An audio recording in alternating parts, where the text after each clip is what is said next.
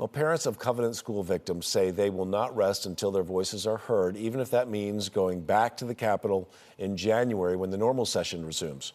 Parents are reacting to the recent debate about a bill that would allow more guns in the classroom. I don't want somebody with an enhanced carry permit who I would rather try to keep my child quiet, because that's what saved my son's life, trying to go into a gun battle. That particular bill later stalled during a emotional Wednesday at the Capitol, we should say.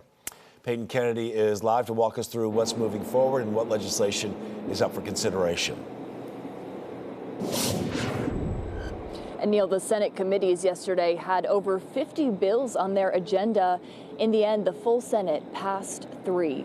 And one of those bills provides free gun locks to residents who request them, something that is already in place. Plus, it requires gun safety classes to include safe storage practices. It also renews a tax exemption that was already available on and off over the past few years. The second bill shortens the time frame for notifying TBI of the end of criminal proceedings against a person from 30 days to just 72 hours. And the third requires the TBI to submit a report on child and human trafficking crimes and trends in the state by December 1st of each year.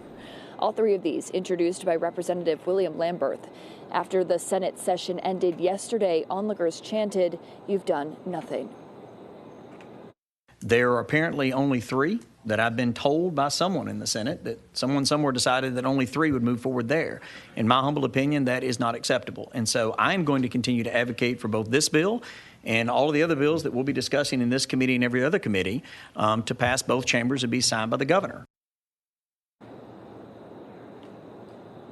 And a bill that allows current and former law enforcement officers to carry a gun on school grounds passed in the morning and then failed in the afternoon in that second committee on a tie vote.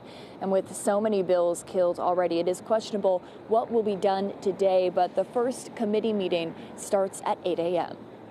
Live in Nashville, Peyton Kennedy, News 2. A debate over a hotly contested bill that would let law enforcement, members of the military, and enhanced carry permit holders carry guns on school property devolved into a shouting match in the House Education Committee. A Republican lawmaker called to end debate while 2 Democrat lawmakers still had their hands up wanting to comment. I'm sorry.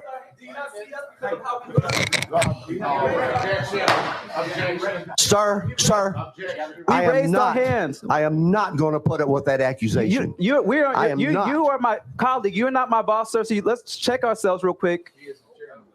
Let's check ourselves. Out of order. You can remove me with these security guards, but I'm going to speak. No, you're not. I'm stepping out. I'm not stepping out. I'm a member of this committee, so you can remove me. No, this committee is out of order. The chairman is out of order. We're in a 5-minute recess. The people of District 52 are being silenced. The people of District 2 are being silenced. Eventually, they went back and voted not to advance the bill.